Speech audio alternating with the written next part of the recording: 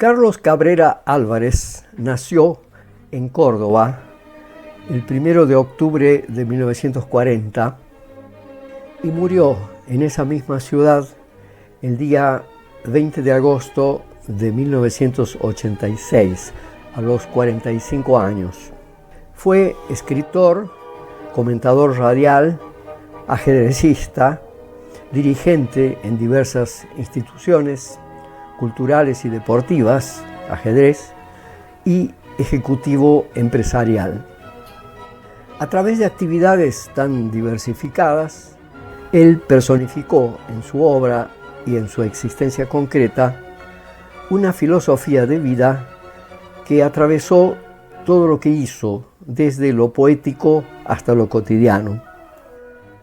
Carlos Cabrera fue un pensador positivista y pragmático, fuertemente antimetafísico, crítico acérrimo del psicoanálisis y el existencialismo mórbido, escéptico pero no pesimista y políticamente liberal y conservador, con un fuerte sentimiento estético de la vida y con una ética de la sobriedad, la medida y el decoro contra cualquier tipo de exceso pasional o fanático. Ambas, estética y ética, estuvieron siempre fuertemente vinculadas en su pensamiento y en su acción. Cualquier exceso era para él, al mismo tiempo, éticamente indecoroso y estéticamente desequilibrado. Era un humanista aristocrático, no un humanista del hombre común, sino un humanista de los grandes hombres y de sus grandes obras. Todo eso fue corporizado en una forma de vida y no en una doctrina escrita que él no habría tenido ningún deseo de escribir o mucho menos de presentar como modelo. De todos modos, él expuso personalmente lo esencial de su filosofía de la vida y yo voy a permitirme citar algunos pasajes de dos cartas escritas a su hermano Julio Cabrera, en donde él expone con sus propias palabras aspectos de esa filosofía. Él escribió: "Creo que el humanismo más natural, más racional, es el que parte del hecho de que el hombre, si no es el centro del mundo, es sí el único ser conocido del mundo que tiene conciencia de sí y de la naturaleza que lo rodea y lo excede infinitamente. En esa limitación reside su grandeza, relativa, desde luego, a condición de no caer en ninguno de estos dos extremos. A. El alienante o teísta, que consiste en humillarse frente a la creación y aterrarse de la inmensidad de los espacios a la manera del estúpido Pascal. B. El soberbio, es decir, ese individualista que se arroga para un yo contingente, mortal e insignificante, una autoridad moral que le permite juzgar peyorativamente al resto de la humanidad a la manera del enfermizo Schopenhauer. En cuanto a especie, el hombre es un animal racional, a veces más animal que racional, a veces más racional que animal, siempre hombre, a secas, una dualidad inestable, capaz de elevarse a lo angélico o de precipitarse en lo demoníaco. Ambas son, claro, metáforas. En cuanto a individuo, el hombre es un accidente temporal, una asociación de células destinadas a la descomposición, que surgen de un universo físico-químico indiferente en lo moral, carente de toda ética, sujeto a impulsos eléctricos y a interacciones atómicas y moleculares. En cuanto a ser social, miembro innato de grupos compuestos por semejantes, con los mismos anhelos, angustias, temores, raptos de demencia y arrebatos de heroísmo, en nombre de valores positivos o negativos, sin fundamento alguno trascendente, más bien producto de convenciones tácitas y utilitarias.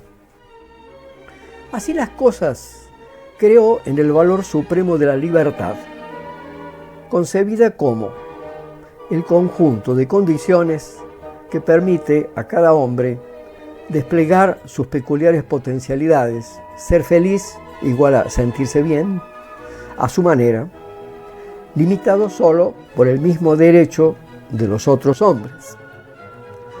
Si no hay un más allá que justifique realizar ciertos actos y abstenerse de otros en este mundo, todo está permitido. Desde disfrutar una sinfonía de Beethoven o un pasaje de Aristóteles, hasta bailar a lo loco con un cuarteto, como el Cuarteto Leo, o llorar frente al televisor con la novela Andrea Celeste.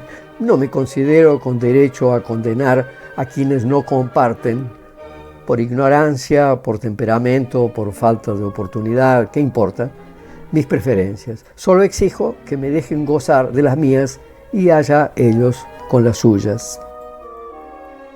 La libertad no es una forma de conducta, sino la condición de posibilidad de toda conducta. Dentro de un mundo humano libre, cada uno vive a su modo, conforme a sus impulsos o razonamientos, acorde con sus pasiones o sus reflexiones. A la postre, tanto valdrá, es decir, no valdrá nada, una conducta como la otra, ya que no hay paraíso ni hay infierno que premien o castiguen esta o aquella vida terrestre. No hay otra. Ser ateo exige asumir sus consecuencias. Desconfío del agnóstico que, al final, obra como si Dios existiera. De los ascéticos, los moralistas, los puristas. No hallo fundamento para que Dios gobierne a los hombres, pero tampoco para que uno o muchos hombres gobiernen a los demás. Solo rechazo las imposiciones. La paz, tan encomiada, es un valor subalterno a la libertad. Condeno a la guerra si tiene por objeto la conquista, el avasallamiento. La admito si procura devolver la libertad al oprimido. La paz no es para mí un valor absoluto, porque postularlo supone que los hombres son o pueden ser siempre racionales. Cuando se deja de razonar y uno quiere imponerse a otro, es lícito defenderse incluso mediante la fuerza. Para mí, el problema de la libertad, no como planteo metafísico, sino como cuestión práctica, es el eje de toda concepción política y sociológica.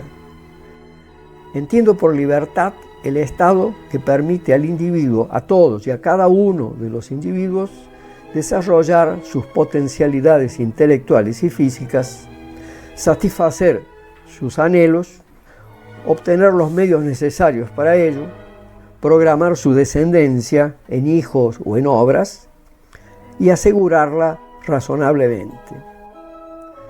Claro que la libertad solo puede y debe brindar la oportunidad, el éxito o el fracaso dependerán de la capacidad de cada uno.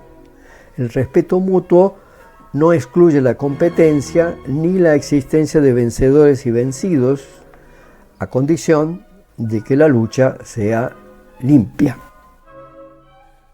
Soy consciente de que el planteo suena excesivamente deportivo, pero en realidad el deporte, al menos teóricamente, brinda un ejemplo justo de convivencia sin excluir la confrontación, porque, y esto es lo importante, todos están de acuerdo previamente en las leyes del juego.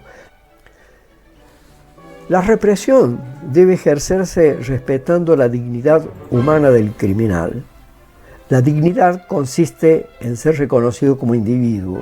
Se atenta contra la dignidad cuando se tortura, pero no cuando se fusila, previo juicio con todas las garantías de defensa. Por eso creo que la tortura es siempre abominable, pero sostengo que la legitimidad de la pena de muerte.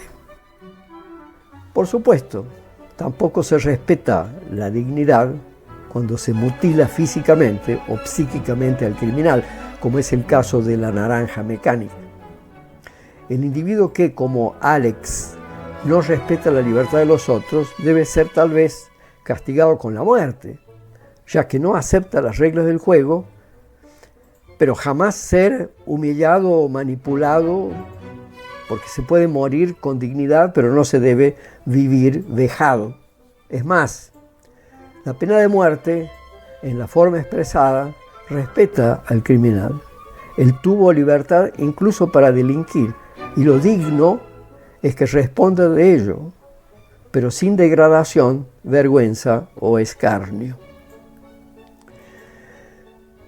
Va de suyo que no creo que la vida en abstracto sea el valor supremo, tampoco la paz, es la libertad. Se puede morir por la libertad, pero no se puede, si uno es digno, vivir sin libertad. Se puede guerrear por la libertad, pero no, si uno es digno, vivir una paz como esclavo. Por otra parte, la vida a que me refiero es la vida humana, no la mera vida de la biología, la de las células, la vegetal. Vida quiere decir, en términos humanos, vida libre. Si no, no es vida, es apenas bios. Los famosos derechos humanos son en realidad eso. Claro que algunos los proclaman muy mal y los utilizan peor. El tema de la violencia está latente en todo esto, pero una cosa es la fuerza y otra la violencia. La fuerza es un recurso lícito cuando la razón fracasa, pero esa licitud exige que ambas partes tengan fuerza, como en un ring, y entonces no existe violencia, sino solo cotejo de fuerzas. Por cierto, una de las dos será mayor y vencerá, pero la victoria será honrosa si no se humilla al vencido, aunque éste deba pagar naturalmente las consecuencias de la derrota. La violencia, en cambio, es la fuerza ejercida por el fuerte sobre el débil o el indefenso. Alex, el personaje de la naranja mecánica, cuando viola o violenta domicilios y mujeres, pero también el Estado cuando manipula su mente. Creo que la cirugía es legítima, pero no la carnicería. Cirugía sería la aséptica extirpación del elemento pernicioso para la sociedad. Este es el argumento de Santo Tomás, amputar el miembro gangrenado para salvar el resto del cuerpo. Pero la carnicería no, porque es violencia sádica, abuso de la fuerza y del poder. Y es carnicería lo que se hace con Alex o con McMurphy, el personaje de Atrapado sin salida, la película de Milos Forman. Mi planteo tiene un defecto, lo sé, es racional hasta las últimas consecuencias. Pero el hombre no es así, y las instituciones tampoco. Debes tener razón, el hombre no es apto para vivir en este mundo.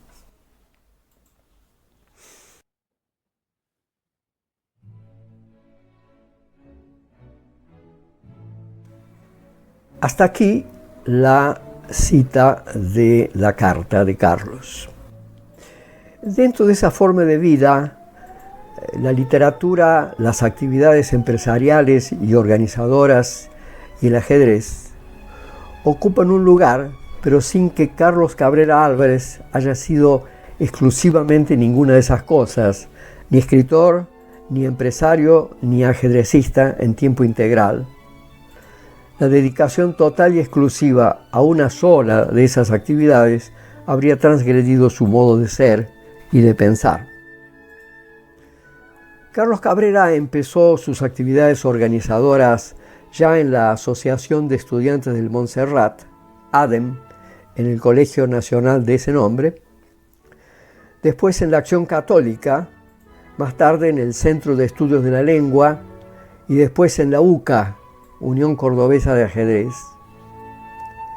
Paralelamente, para sustentarse económicamente, trabajó en CAF y en el Banco del Suquía, del cual fue cofundador, ámbito en el cual se destacó por su sentido práctico, su tacto diplomático y la habilidad para llevar adelante empresas delicadas en situaciones difíciles.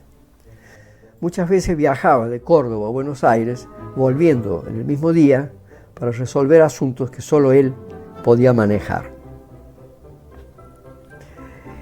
Entre los años 60 y 70 publicó una novela corta, Los chicos, una pieza de teatro, Concierto número 3,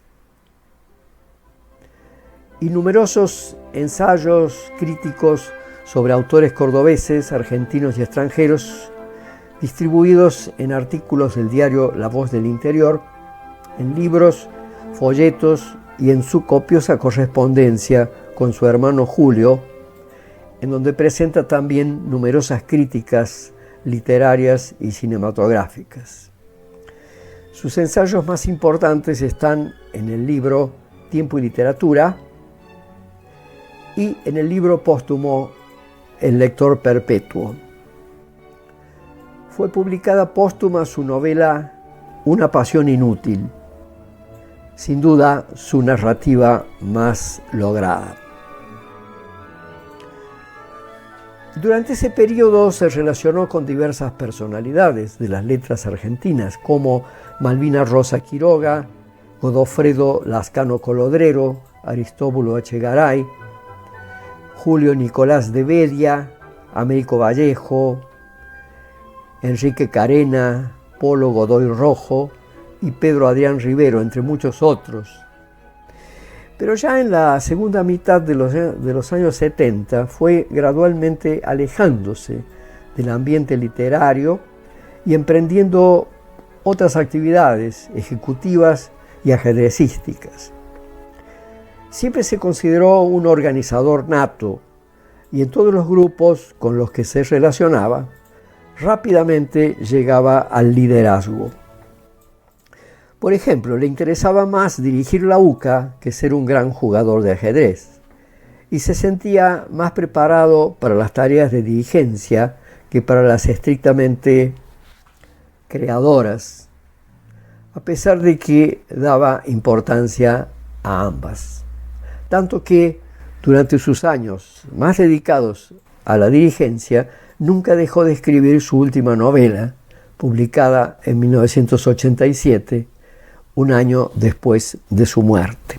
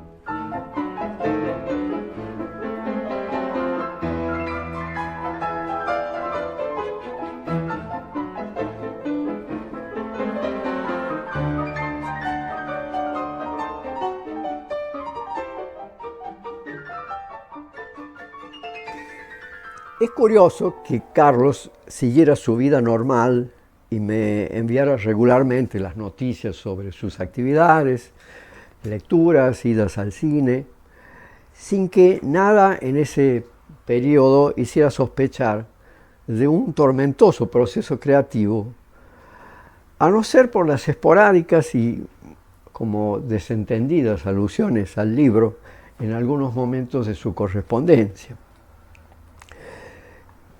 Creo que no daba real importancia al hecho de estar escribiendo nuevamente una novela. En todo caso, no había más el entusiasmo del año 1967.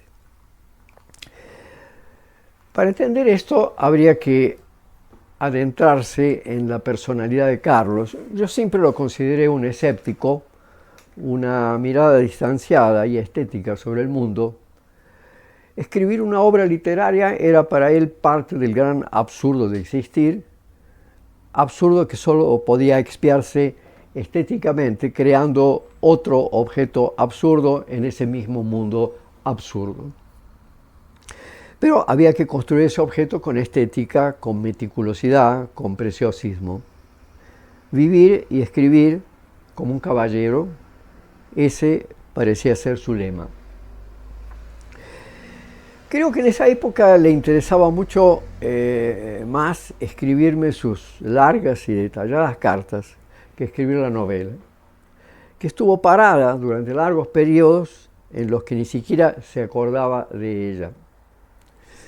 Yo lo instaba a retomar la actividad literaria que él había dejado o por lo menos disminuido de intensidad en beneficio del ajedrez y de la lectura, pero cada vez más me daba cuenta de que a Carlos le satisfacía plenamente, desde el punto de vista literario, escribir esas cartas, a veces hasta 2 por semana, y siempre criticándome cuando yo me atrasaba en las respuestas, ávido por escribir una tercera. Y que eso sustituía cualquier otra tarea literaria. Yo creo que su extenso epistolario conmigo es parte de su obra literaria. Es una pena que con mi muerte ese epistolario se perderá.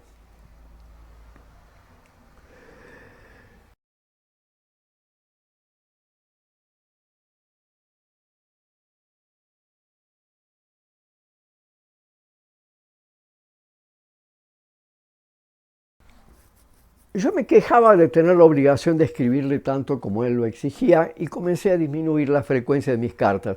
Me parece que fue a partir de ahí que Carlos comenzó a pensar en retomar su novela, pero no estoy seguro. Esta fue encontrada en el fondo de un cajón, literalmente escondida. Su actividad literaria en esa época tenía algo de subterráneo, de íntimo, de personal. Su contacto con el mundo era la lectura, la música y el cine. La cultura, en una palabra. Las personas particulares, me parece, no le interesaban tanto. Sobre el tema de la novela, no creo que haya surgido en ese periodo de 13 años, sino que es un tema que siempre le interesó y le inquietó y que atraviesa toda su literatura de ficción. Me acuerdo que le causó un gran impacto la novela de Roger Peyrefitte, Les Amitiés Particulières, También le gustaba el Narcis y Goldmund de Hermann Hesse y, es claro, Muerte en Venecia de Thomas Mann. Carlos no era una personalidad capaz de ser impactada por acontecimientos próximos e inmediatos. Él tenía sus obsesiones permanentes.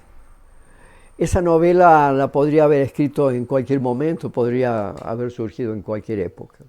No la hizo antes por pereza, escepticismo o por faltarle el estilo literario que le interesaba alcanzar, para no repetir las que él consideraba ingenuidades de juventud.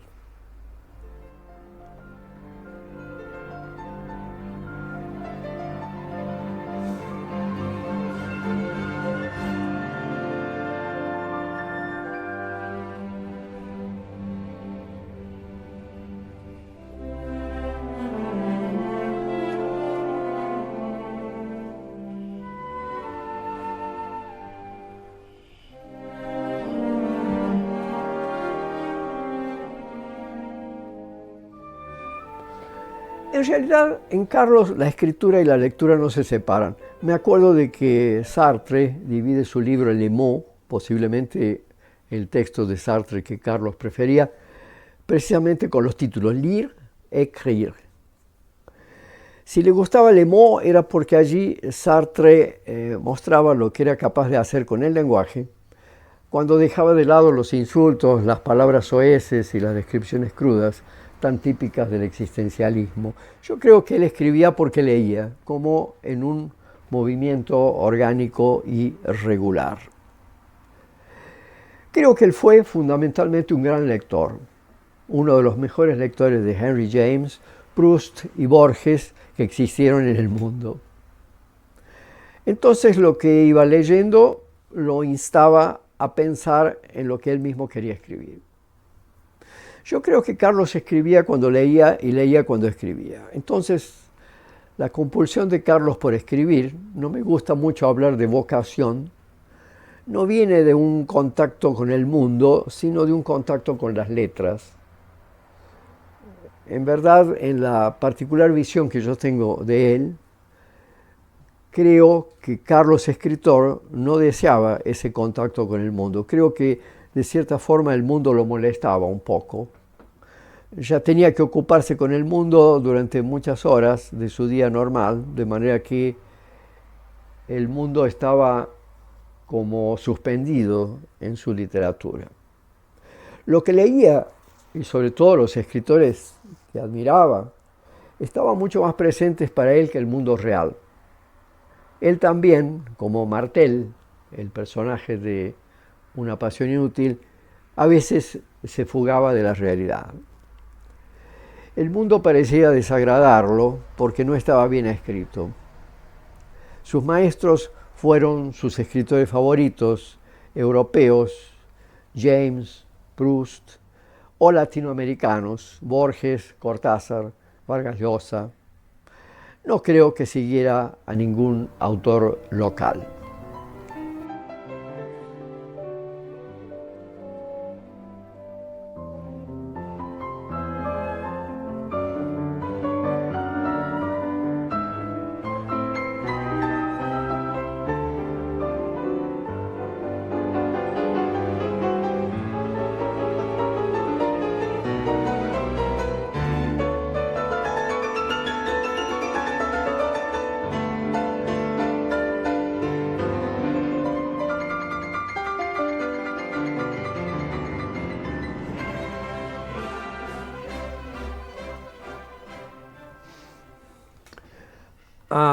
Bueno, creo que me anticipé y ya estuve respondiendo un poco a esa cuestión. En verdad, Carlos y yo escribíamos muy independientemente y no nos relacionábamos mucho con los movimientos locales, a no ser por la participación eventual en alguna lectura de poesías de mi amigo Daniel Vera, por ejemplo, o en encuentros casuales en librerías de la ciudad, sobre todo El Quijote.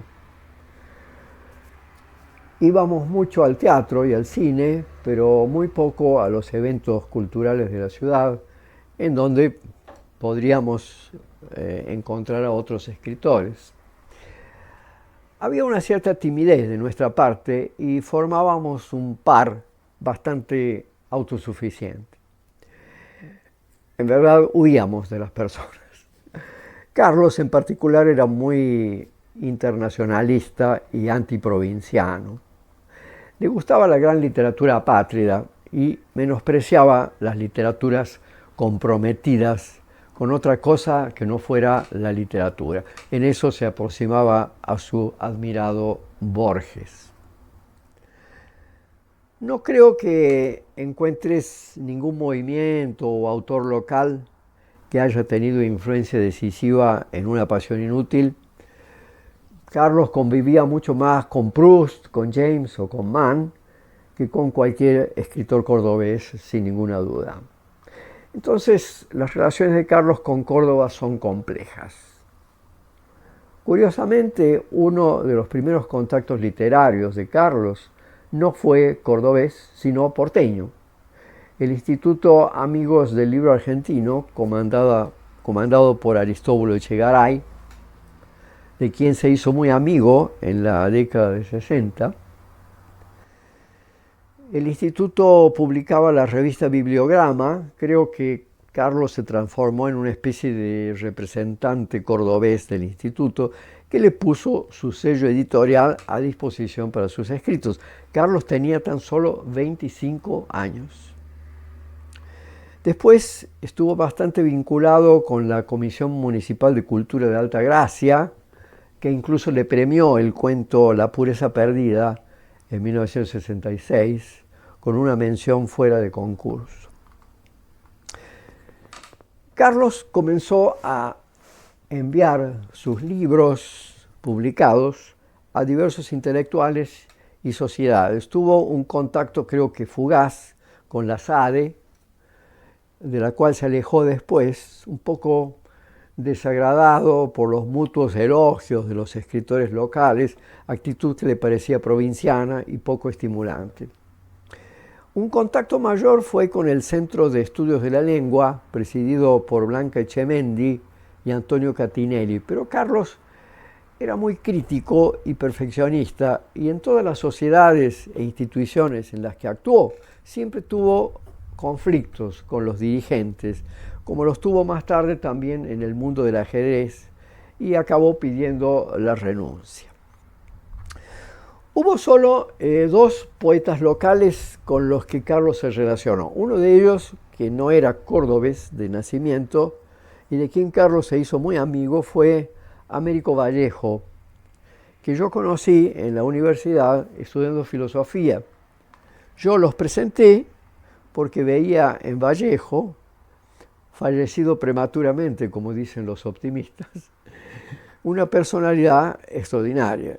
Ellos se conocieron y congeniaron, lo que era extraño, teniendo en cuenta el vitalismo de Vallejo y el cartesianismo de Carlos. Me acuerdo de que íbamos mucho al cine, los tres juntos. Vallejo, que siempre andaba sin dinero, se quedaba consternado porque Carlos le pagaba las entradas, algo que él hacía con el mayor gusto. A Carlos le desagradaba mucho dar demasiada atención al dinero. Después del cine nos sumergíamos en largas discusiones literarias y filosóficas en los bares cordobeses, sobre todo el Vía Véneto, en la Galería Cinerama. Vallejo dedicó unos poemas a Carlos en 1967, que él guardó entre sus papeles y que yo aún conservo. Ambos tuvimos con Vallejo una relación muy intensa. Es una pena que haya muerto tan rápido. Era un gran líder intelectual, un poeta intenso y una personalidad avasalladora. Fue una de las pocas personas que impresionaron vivamente a Carlos en el medio local de aquella época. En 1966 o 67 cayó en las manos de Carlos un ejemplar de Arcángeles Ciegos, un libro de poemas de Malvina Rosa Quiroga, una muy buena poetisa cordobesa que no tenía la proyección que merecía, y se le ocurrió hacer una reseña crítica.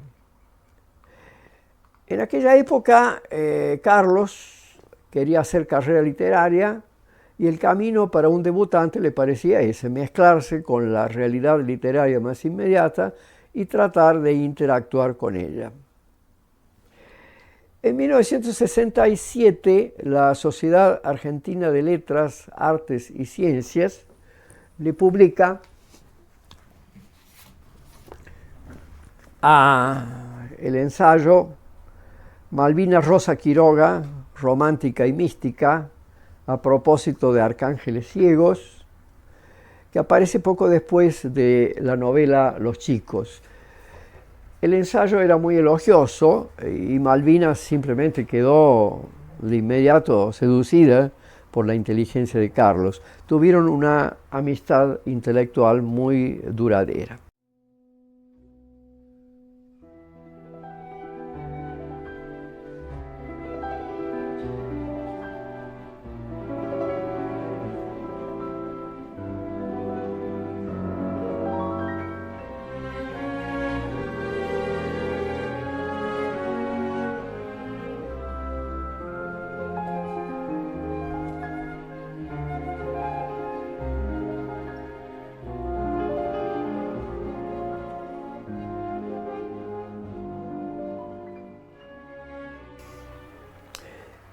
Su primera novela, Los chicos, surgió de una experiencia personal, la amistad que surge entre dos niños, uno casi adolescente, el otro menor, y Marcos, el alter ego de Carlos, que a mí me parece un antecedente importante de Martel, el protagonista de Una pasión inútil.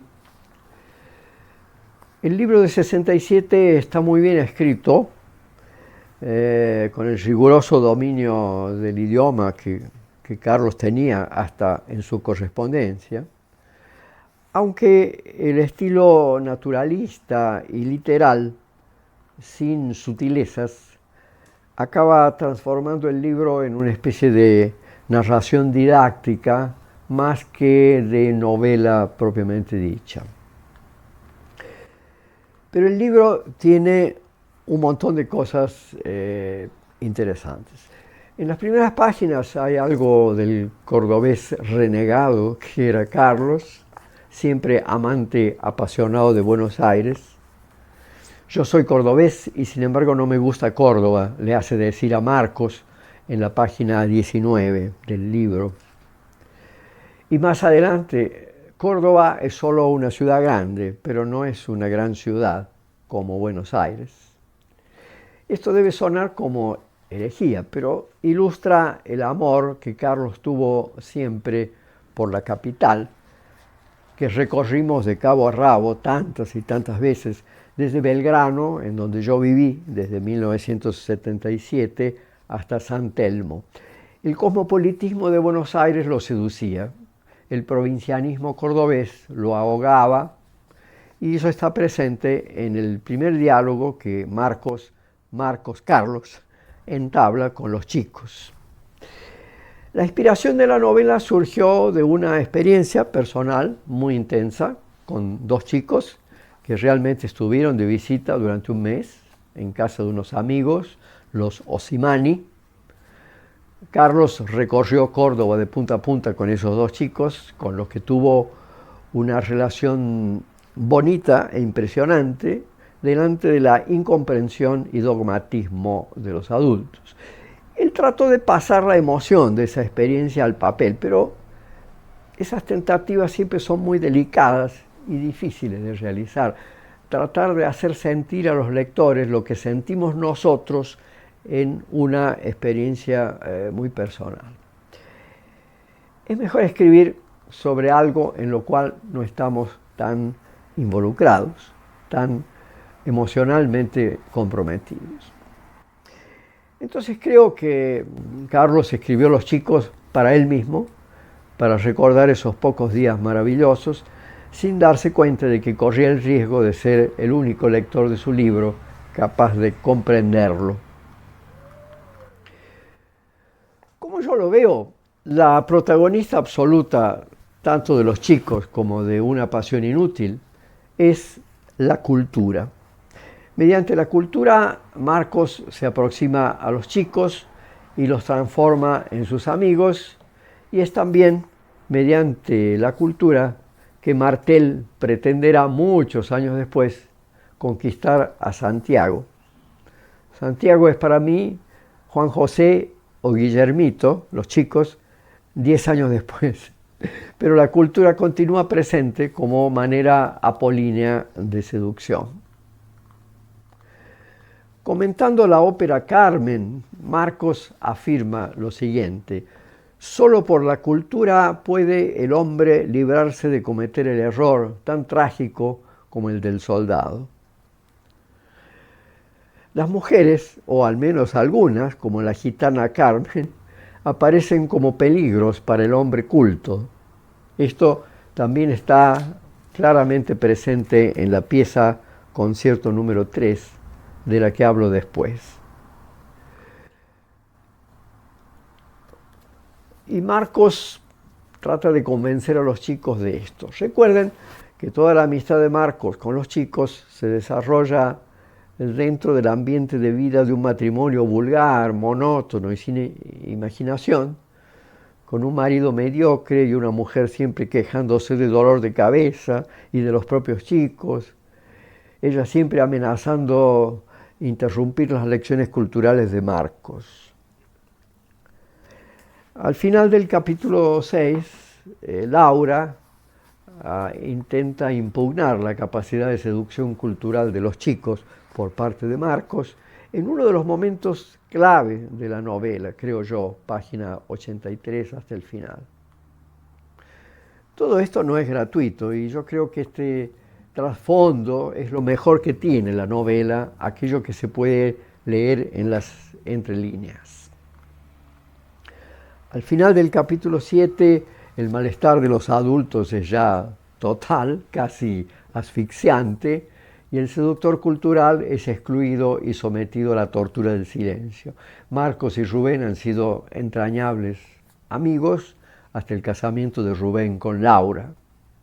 Es evidente la irritación de Marcos hacia la estrechez e ignorancia de Laura, y las visitas continuas de Marcos a la casa del matrimonio son evidentemente visitas de Marcos a Rubén a pesar de Laura.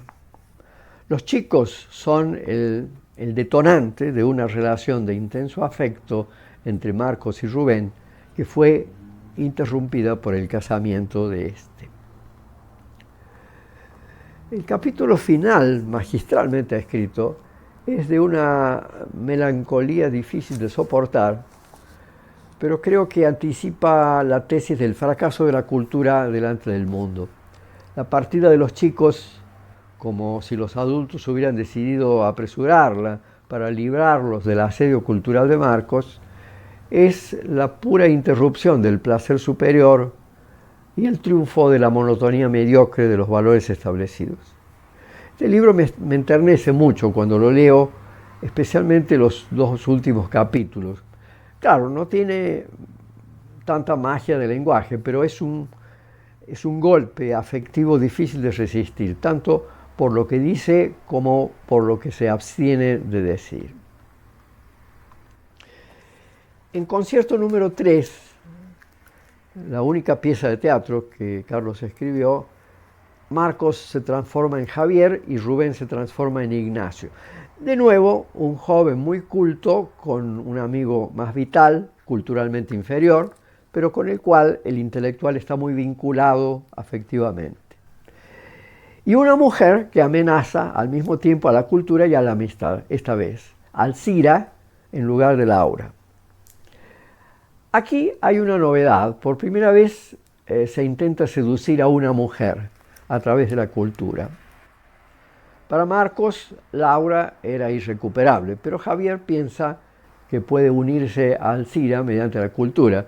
Cito una frase: leeremos juntos, iremos juntos a los grandes conciertos, juntos gozaremos las mejores expresiones de la cultura y el arte.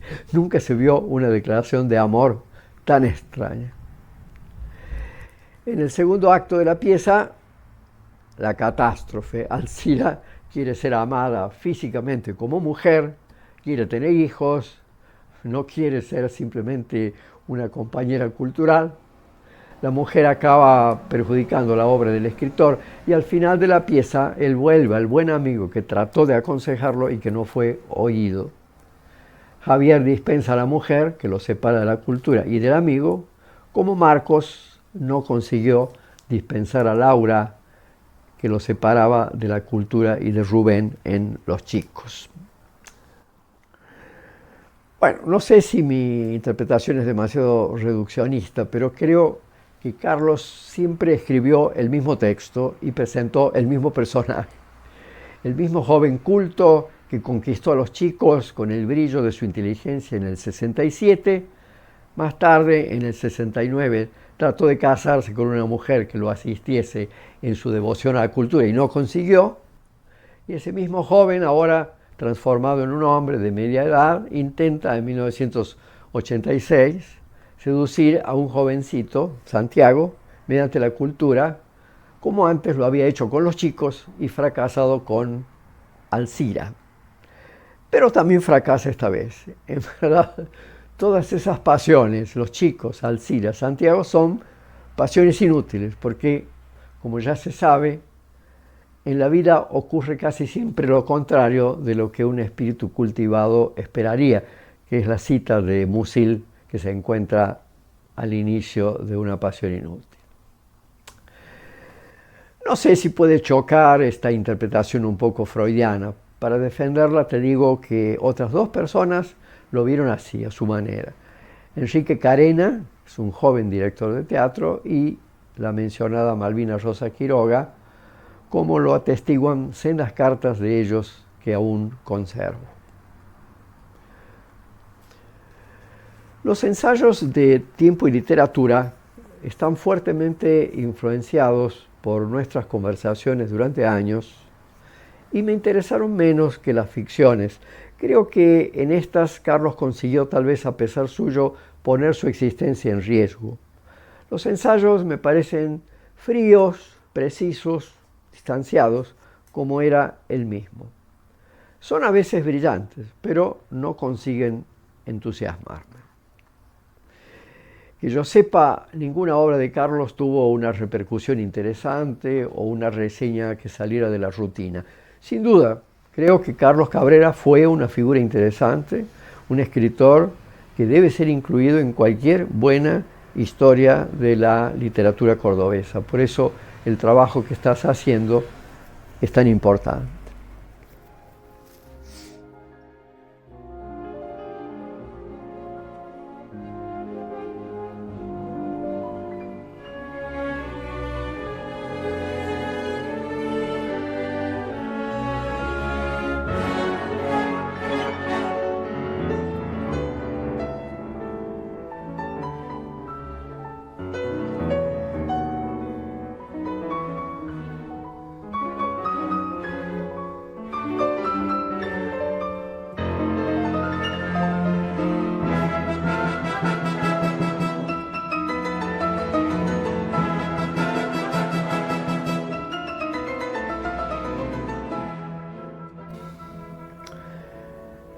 Bueno, para ser sincero, yo no veo a Carlos muy cerca del existencialismo.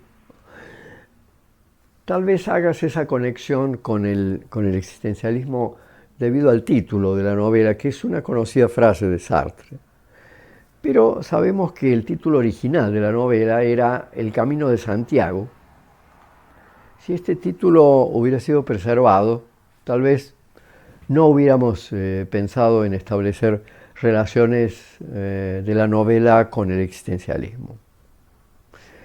Como dije antes, Carlos era un caballero y nada lo dejaba más irritado que el intimismo, que veía como una falta de decoro, y también la vulgaridad, la torpeza, el lenguaje ordinario y desagradable de los existencialistas.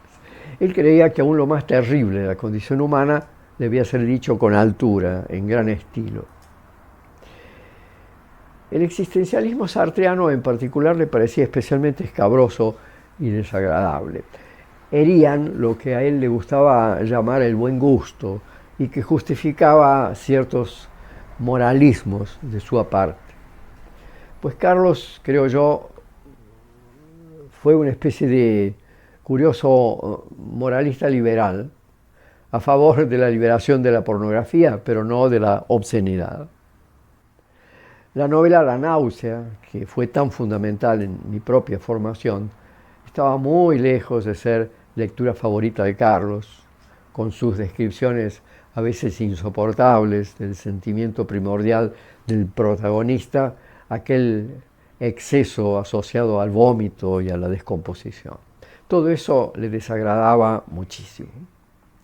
Entonces, ese aspecto del existencialismo le era abiertamente antipático. Por otro lado,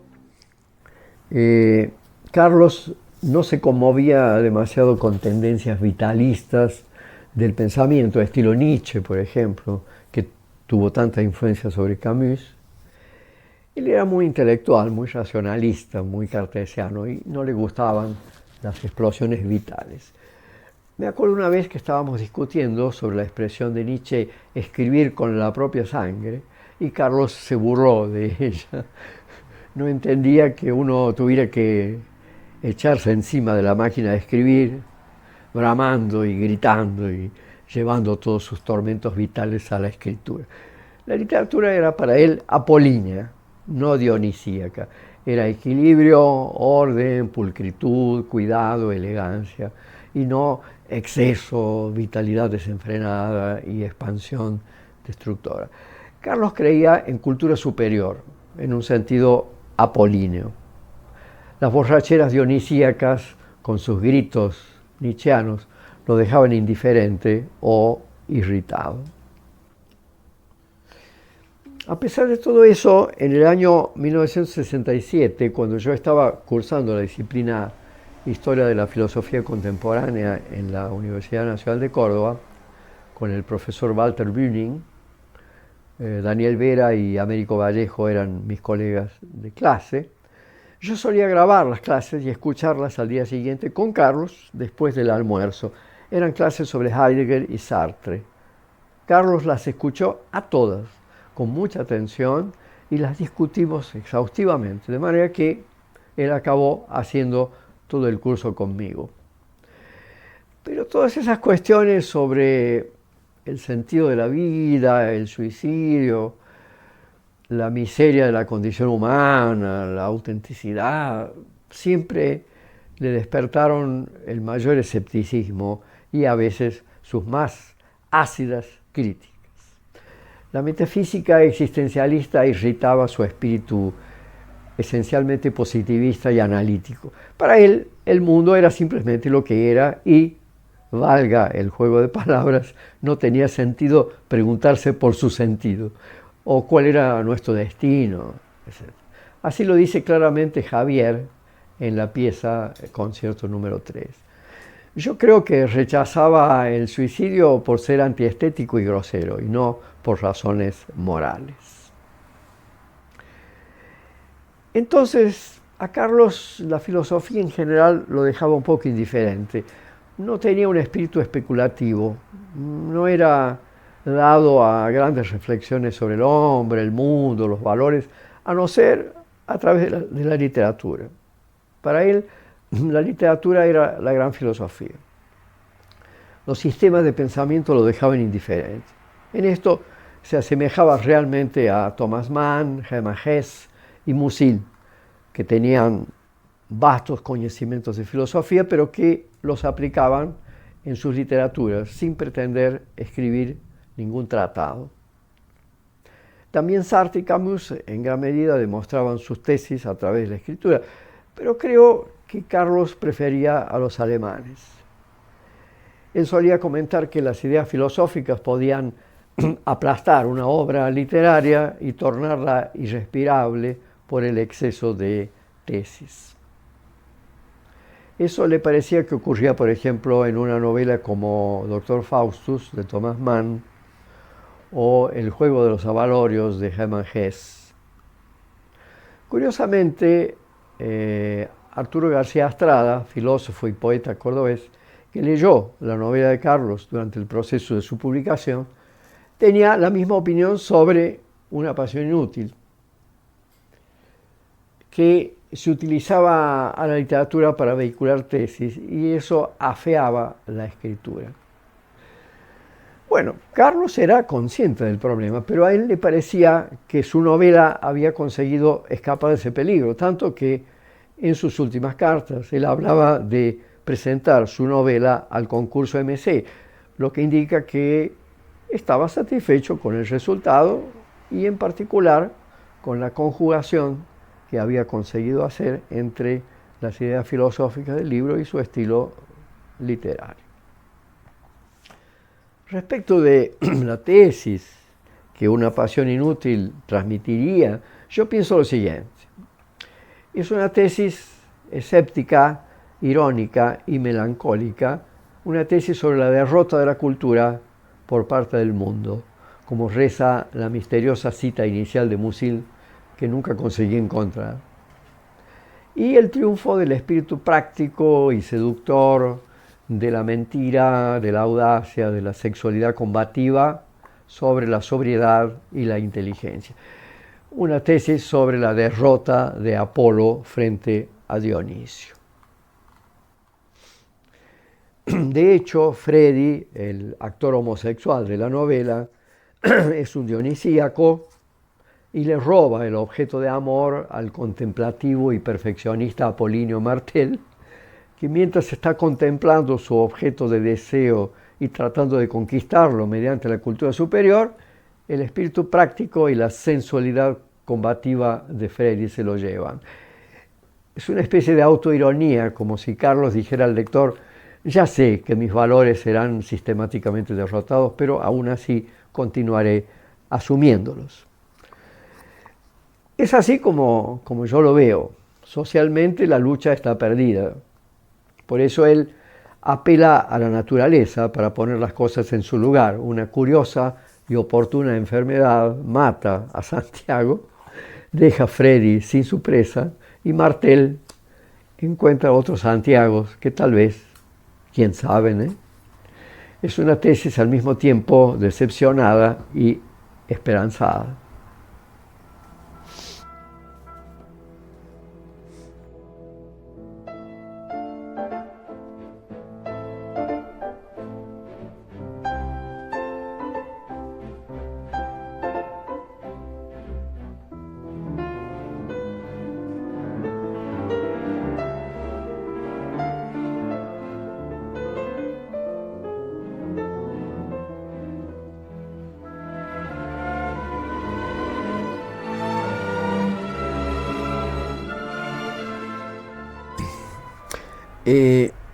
A Carlos le gustaba mucho el teatro, más que a mí, que siempre preferí el cine, aunque a él también le gustaba mucho el cine. Y fuimos innumerables veces juntos al Teatro Rivera-Indarte y a la Sala Luis de Tejeda y a otros lugares para ver piezas juntos. No me acuerdo del Teuc. En Buenos Aires fuimos bastante a San Telmo, a los teatros más populares y pintorescos. Por una época nos interesó bastante el teatro del absurdo, sobre todo Harold Pinter. Carlos admiraba mucho El Timpo y los Conway y Anton Chekhov. Pero también vimos muchas piezas argentinas.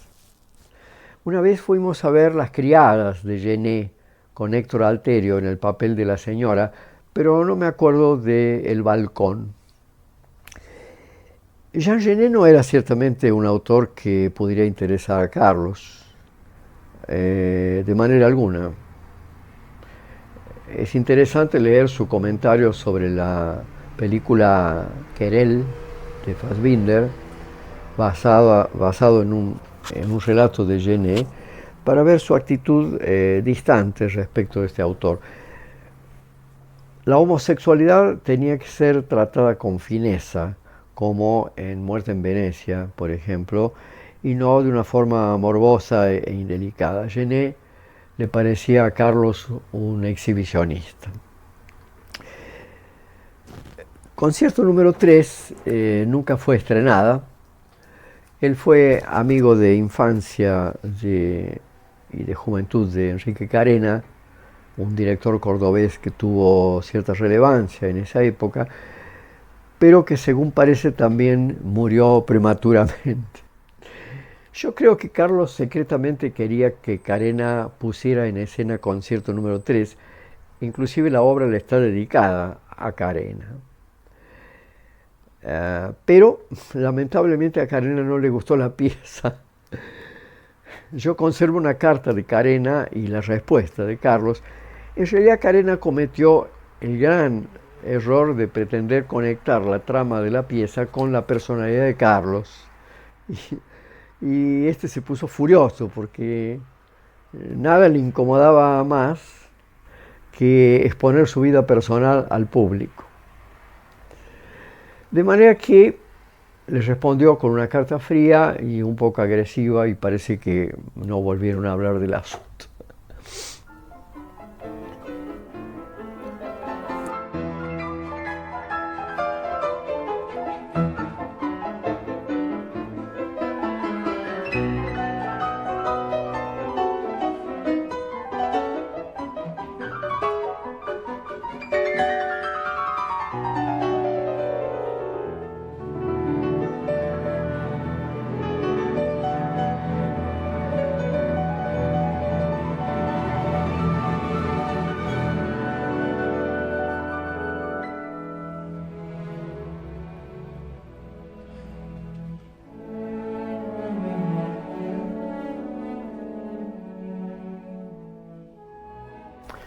Como ya dije antes, escribirme y enviarme cartas era para Carlos parte de su obra literaria. Y eso le daba inmenso placer, dedicándole horas y horas que yo no tenía disponibles, lo que provocaba a veces muchas discusiones entre nosotros. Pero nuestros asuntos eran predominantemente objetivos, comentarios de obras literarias y de cine, y comentarios sobre cuestiones sociales y políticas que a mí me interesaban menos. También había, claro, problemas familiares vinculados casi todos con nuestra madre, que sobrevivió a Carlos. O sea, él, el Carlos de la correspondencia, era fundamentalmente el lector y el espectador de cine. De él como escritor no hablaba nada, aparte de alusiones telegráficas. La verdad se había decepcionado con el ambiente literario y también un poco consigo mismo como escritor. Era muy severo con sus primeras publicaciones. Ahora le interesaba más llevar una vida elegante y escribir podía formar parte de esa vida en la medida en que la escritura fuera una tarea paciente y demorada, muy cuidadosa, sin aquella prisa adolescente en publicar todo lo que se escribe. De los tópicos literarios y temas vinculados que tocábamos en nuestra correspondencia, ese tema del psicoanálisis y la psicología lo tratamos vehementemente, muchas veces. En aquel tiempo yo concordaba bastante con él, pero en Brasil cambié mi punto de vista, leí la obra completa de Freud y entendí mejor, creo, lo que el psicoanálisis podía aportar a la filosofía. Continué siendo escéptico respecto de la terapia psicoanalítica, pero admiré y admiro mucho a Freud como teórico de lo humano. Pero Carlos se mantuvo recalcitrante y siempre en contra del psicoanálisis como una peligrosa mitología hasta el fin de su vida.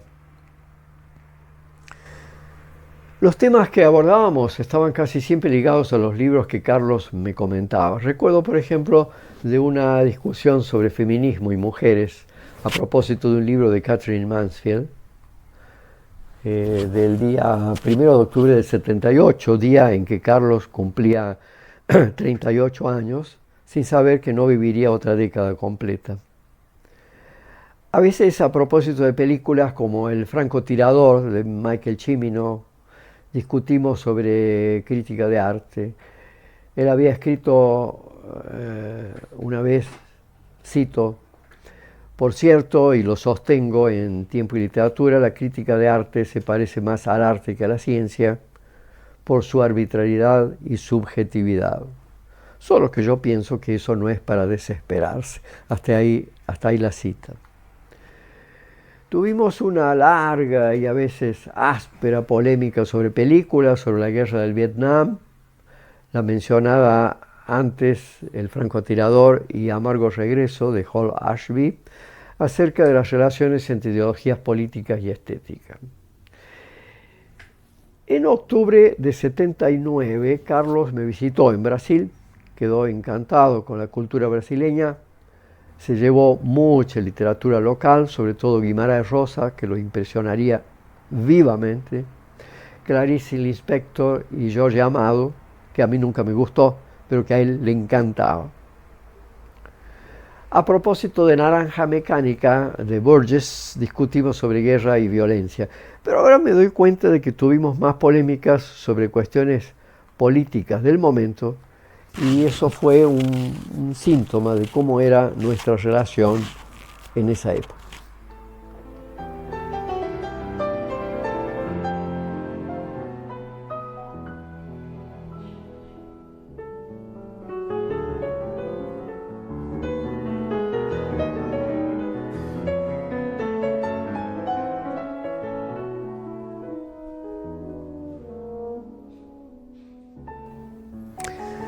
Bueno, aquí pusiste el dedo en la herida, porque sobre eso tuvimos terribles peleas y hasta un pedido mío que él respetó solo durante un tiempo, pero que después desobedeció, de no volver a hablar sobre asuntos políticos para no enredarnos en situaciones desgastantes y sin salida.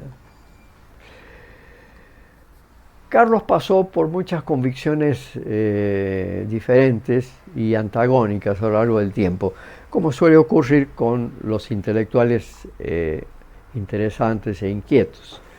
Cuando muy joven fue de la Acción Católica, después se tornó izquierdista, después neoliberal y conservador, y en algunos momentos manifestó ciertas adhesiones patrioteras y un poco militaristas que me incomodaban.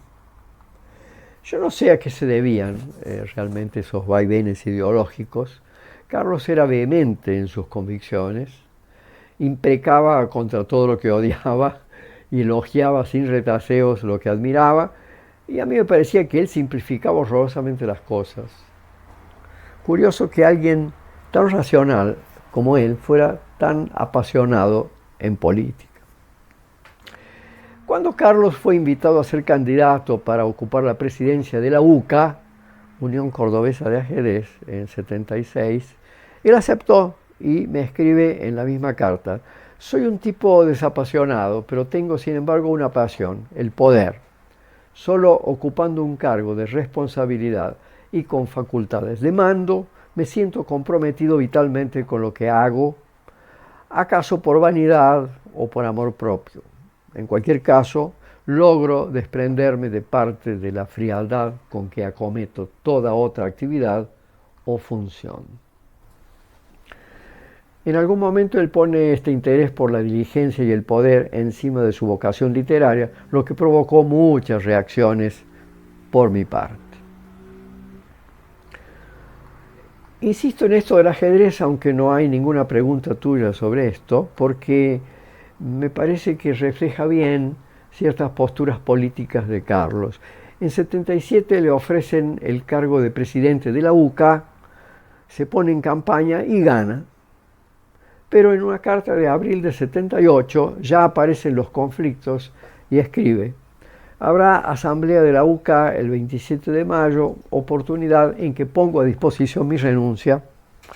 Puede ocurrir cualquier cosa, que la acepten, que la rechacen. Es todo tan irracional que cualquier esperanza en la cordura o la sensatez carece de asidero.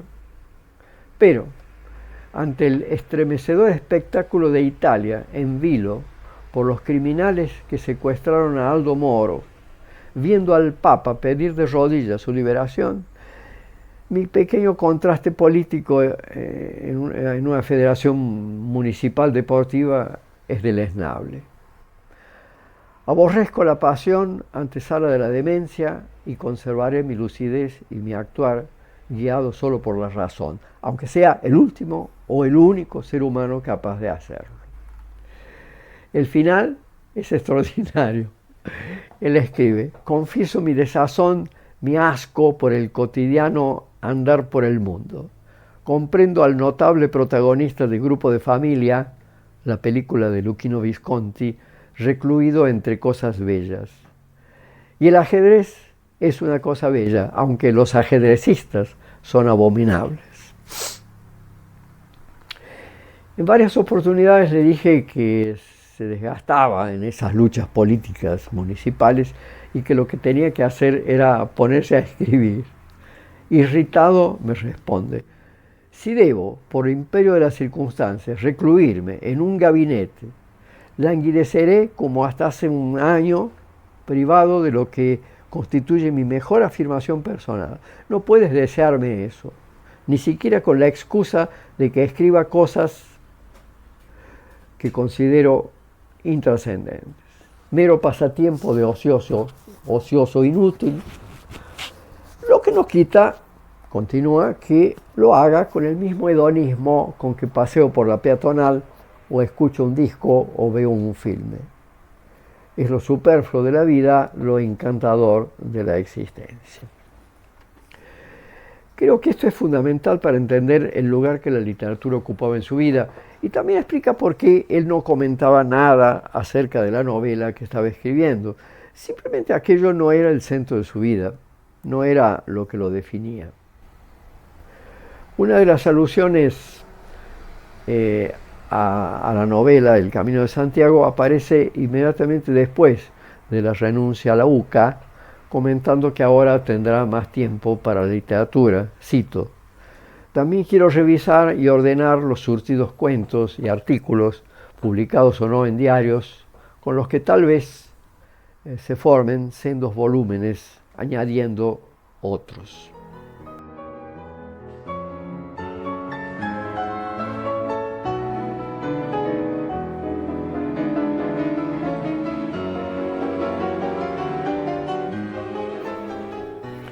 Bueno, eso es realmente fácil de responder, porque estoy precisamente montando un libro, se llama El lector perpetuo, con una gran parte de los comentarios literarios de Carlos contenidos en su correspondencia, de manera que puedo referirme cómodamente a él. Carlos era una literal machine à lire, siempre estaba leyendo algo. Siempre queriendo descubrir nuevos autores, nuevas obras. Era un lector incansable y extraordinariamente atento y prolijo. Él tenía sesiones fijas de lectura todos los días, que cumplía religiosamente, y le gustaba mucho comentarme en sus extensas cartas lo que iba leyendo. Bueno, a veces era más lacónico porque realmente algo no le había interesado, pero otras veces enloquecía con ciertos textos y les dedicaba largas reflexiones. Esto le pasó con Grandes Sertón Veredas, de Guimarães Rosa, que conoció a través de mí y que leyó en castellano y portugués, y del cual hizo el ensayo más extenso de todos. Nunca lo vi tan entusiasmado y fascinado como con esa obra.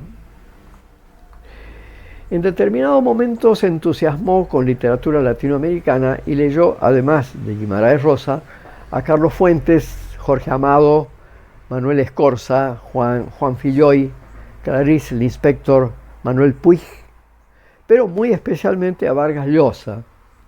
La guerra del fin del mundo, Conversación en la catedral, Tía Julia y el escribidor, pero no, por ejemplo, La ciudad y los perros. García Márquez le gustaba menos, pero también lo admiraba. En su comentario a El amor en los tiempos del cólera, dice que es tan linda que parece de Vargas Llosa.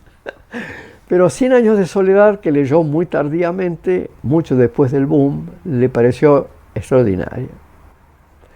Se interesó más por García Márquez cuando ganó el premio Nobel, Él seguía de cerca la entrega de los premios Nobel, que la mayor parte de las veces le parecía absurda, porque, decía, les daban el premio no a grandes escritores, sino a escritores insignificantes que habían hecho alguna cosa políticamente interesante.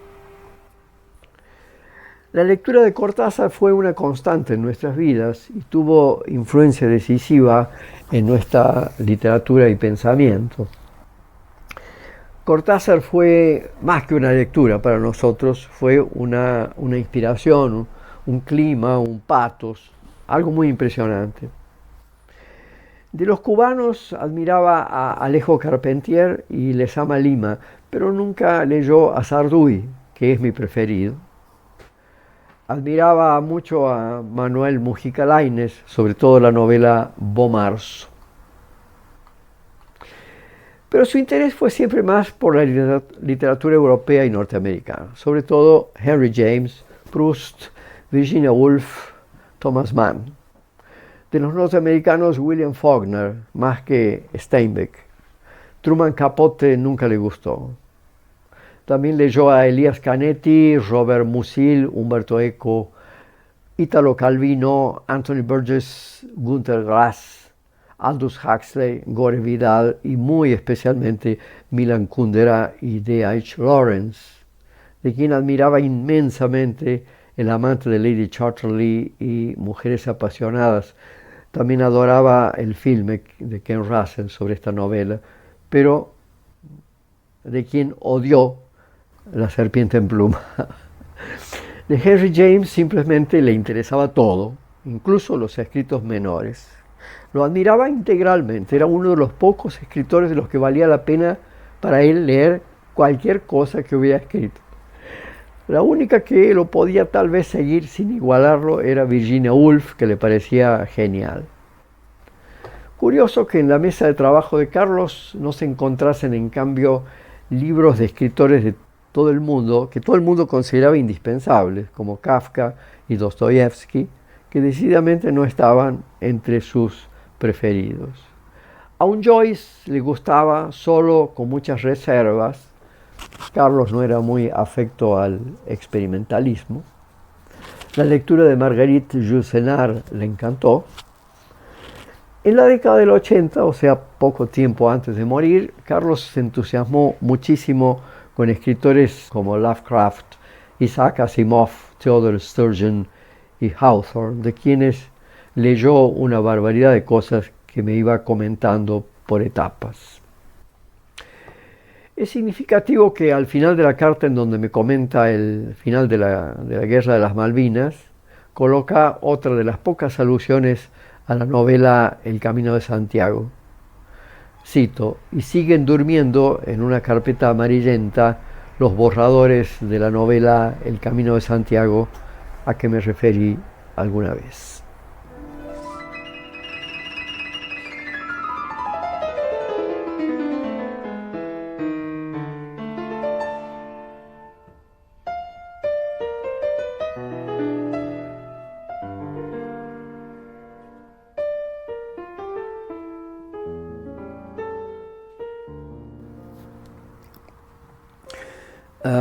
No tengo ni la menor idea del motivo del cambio de título.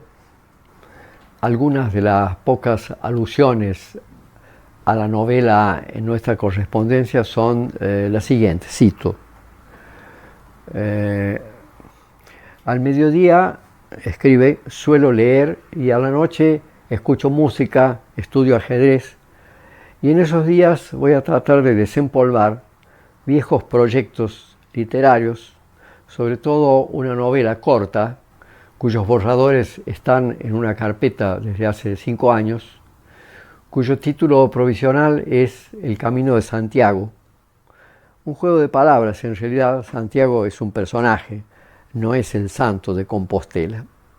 Carta de Córdoba a Buenos Aires del 16 de octubre de 1978. Otra cita. Siguen durmiendo en una carpeta amarillenta los borradores de varios capítulos de la novela El Camino de Santiago, a que me referí alguna vez. Carta de Córdoba a Santa María, Brasil, de 11 de junio de 1982.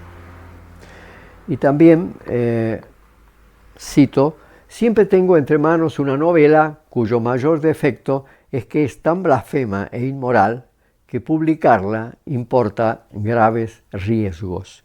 5 de mayo de 1986, es el año de la muerte de él. Por último, la última cita. Entre tus aptitudes figura la de motivar al prójimo. Me he puesto a trabajar metódicamente en mi novela, que está a medio escribir desde hace 15 años.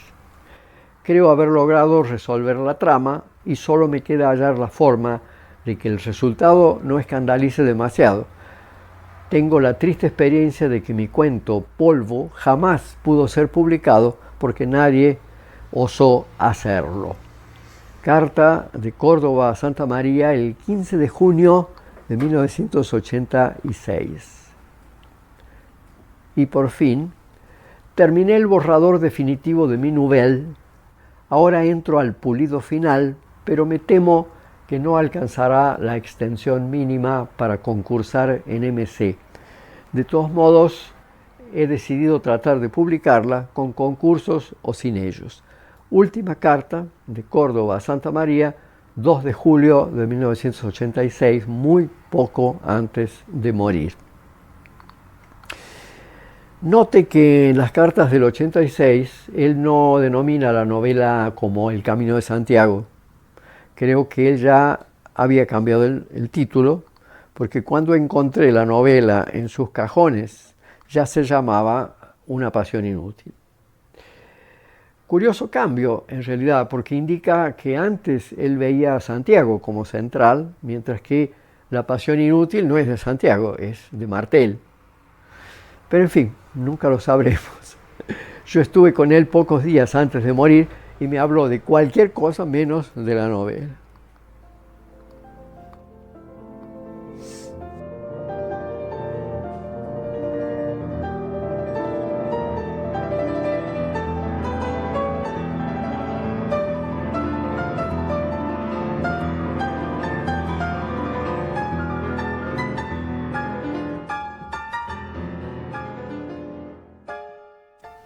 Sí, cuando la encontré, las páginas finales estaban manuscritas y llenas de anotaciones.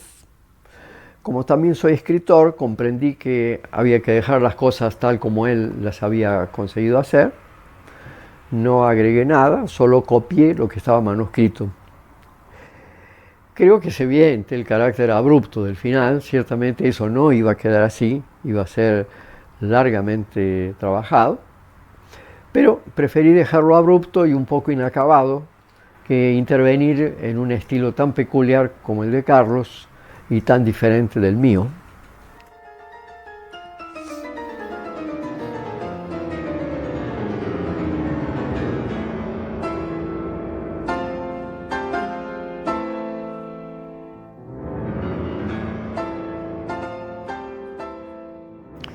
Creo que sentí una especie de deber, de obligación casi testamentaria. No dudé un instante, sobre todo porque estaba explícita en su última carta la voluntad de Carlos de enviarla al concurso MC. Como se vio en las alusiones que cité antes, él se escandalizaba con su propia novela, creía que la podían censurar o ser fuertemente rechazada en nombre de los valores vigentes.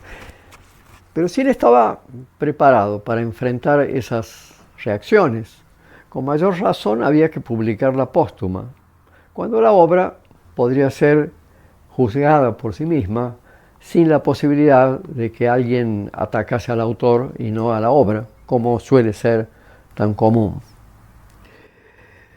No me acuerdo cómo me puse en contacto con Juan Carlos Maldonado, creo que fue por intermedio de Daniel Vera.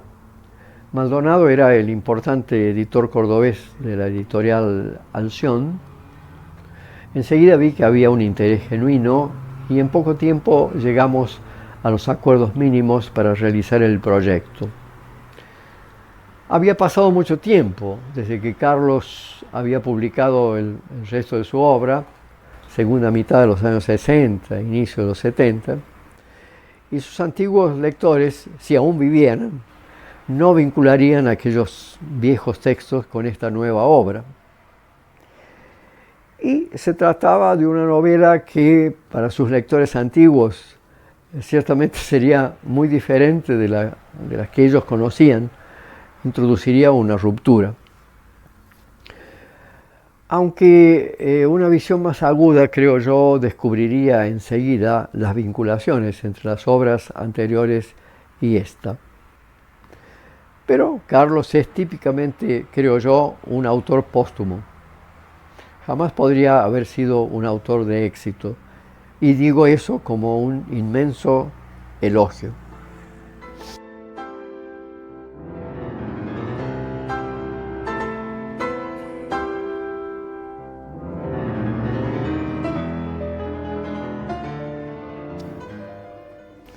No, estoy completamente exhausto.